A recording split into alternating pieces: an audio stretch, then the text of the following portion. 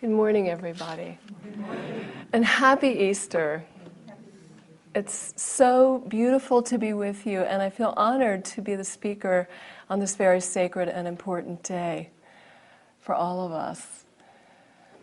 I've studied in many great world spiritual traditions, and I continue to do that. And I often marvel at how in so many cultures around the world, great ones appear to bring the truth, to wake us up, to help us heal and remember who we are. And one of those great ones was Jesus Christ. Today is the day of his reminder to us of rebirth. And I would like to begin with this beautiful poem by the Latin American poet Antonio Machado that I think captures the essence of it all as I hear Christ, as I hear all those great ones. And Antonio said, "I love Jesus who said to us, 'Heaven and earth will pass away. When heaven and earth have passed away, my word will still remain.' What was your word, Jesus? Love, forgiveness, affection? All your words were one word: wake up. Wake up." The real meaning of rebirth, and although I don't often use the word resurrection, it's not in my normal cosmology, but it's a beautiful word if you can hear it clear of the dogma and story many of us have heard about the Christian tradition.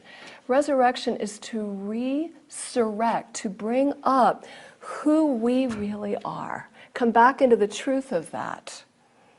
Let go of the illusion that we're someone who could be hurt, could be attacked, could be crucified, could die. And remember that we really are the one light. To wake up. Every great spiritual tradition has rituals and ceremonies and practices to help us wake up. It doesn't really matter which one you practice. It all is coming back to waking up. And what happens when you wake up in the morning? If you're like me, you've been often involved in a dream that felt like this whole other universe unfolding that seems so real. And you're so involved and it's so intricate. And then the sun shines in the window, your eyes open and you go, oh. And often what felt like lifetimes are just gone. And oh, I'm here. Wake up. We're waking up to the truth of who we really are. Every day is an opportunity to do that, to have that rebirth. And actually, every moment is an opportunity. So I would like to read a line from the Gospel of Thomas. One of the things that happened in the tradition of Christianity, if you've ever studied some of the history, it's very interesting.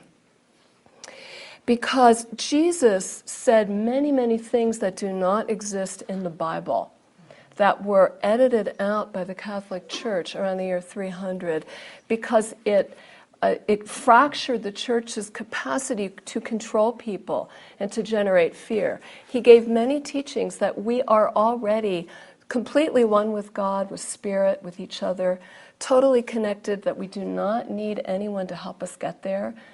And that in fact there's nothing to do but wake up and remember. So when the church was burning many of these Gospels, the Gospel of Philip, Gospel of Thomas, the Gospel of Mary Magdalene, all these students of Jesus wrote their own Gospels. Isn't that extraordinary? Where are those words?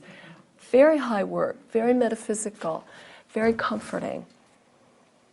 So there was a monastery in Egypt near the town of Nag Hammadi where a few very enlightened monks recognized what was really happening in the burning of these important teachings. And they took them and they put them into a large olive jar, empty jar for storing olives, and they sealed the top and stored it way back in a cave near the Nile to preserve these teachings.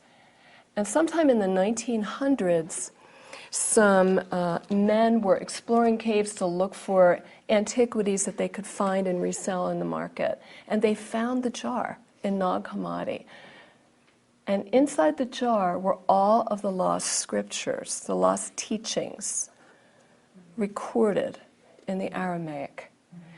And they didn't, of course, understand what they were seeing. And one of their wives used some of the scriptures for kindling in the fire. But obviously, we weren't meant to get those. Although I think someday the same scriptures will be found in other places they were hidden. And eventually, they came to light and were translated and are available today. And one of the most beautiful and the most accessible is the Gospel of Thomas. So this is just a line from the Gospel of Thomas. Gospel just means, here's how I heard him say it. It's like if we all hung out today with one teacher, we'd all go away and remember different things that teacher said through our own lens, through our own field, our own projection. And if you read all of us, you might actually get down to the nugget of truth of what that teacher said. So Thomas is quoting sayings of Jesus, and he says, his disciples said, show us the place where you are, because we sure as heck want to live there. Show us the place where you are, for we must seek it. He, Christ, said to them, whoever has ears to hear, let him hear. There is light within a person of light. And it lights up the whole world. If it does not shine, it is dark. How do we let that light that we are shine? Christ is saying, you already are that light. You don't have to do anything, practice anything, go to any particular church or organization. There's nothing you have to get rid of. You don't have to change belief systems. You just have to wake up and remember you are already that light. Nothing is missing. All right here. So Christ is saying also, but if we don't let that light shine, we won't know that we're the light. What does it mean to let our light shine? Well, some of his core teachings were captured in the poem by Antonio Machado. Forgiveness, love. Why forgiveness? Why love? Why do we do that? Because in the act of forgiveness and the act of extending love to other people, we remember who we are. And the illusion of separation just vanishes. We remember that we are all connected. We're all one. And that you are the light. His whole purpose in living was to remind you that you are the light. And so much dogma has been assigned to Christ that it makes me sad to observe it. And yet, that was meant to happen too, because it's happened. So a little more from the Gospel of Thomas. About the practice of forgiveness. Forgiveness is one of the most powerful ways to wake up, because what would we have to see in ourselves if we got off blaming other people for our problems? What would we have to do? We'd have to stand up so big in our own power, our own light, to take away this crazy notion that somebody could ever hurt us, could ever fracture the amazing power and oneness and light that every single human being is. It's called standing up big in who you are. So about forgiveness, Jesus said, if two make peace with each other in a single house, they will say to the mountain, move from here, and it will move. This is actually a metaphysical and a quantum physics truth. That what is held with the greatest intention and focus is beyond the laws of Newtonian gravity and physics.